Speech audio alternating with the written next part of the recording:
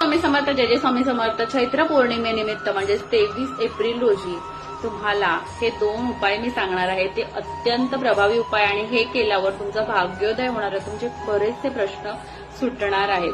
तर काय करायचं आहे, तुम्हाला कणिक घ्यायचं आहे. ते थोडंसं तुम्हाला तव्यावरती भाजायचं आहे आणि त्यामध्ये तुम्हाला साखर घालायची आहे आणि असं तुम्हाला हे कणकेचं साखरेचं मिश्रित हे तुमचं जे पीठ आहे ते तुम्हाला पिंपळाच्या झाडाला जाऊन अर्पण करायचंय. त्यामुळे हजारो मुंग्यांना अन्न मिळणार आहे आणि हजारो जीवांना दान केल्याचं तुम्हाला पुण्य मिळणार आहे. त्याचप्रमाणे दुसरा उपाय असा आहे की तुम्हाला माशांना कणकेचं कणिक घालायचं आहे. कणिक घरात मळा आणि त्यानंतर माशांना त्याचे छोटे छोटे गोळे करून जिथे पण प्रवाहाचं पाणी आहे म्हणजेच तलाव असेल, नदी असेल, जिथे पण तुम्हाला शक्य होईल तिकडे जाऊन हे माशांना द्या.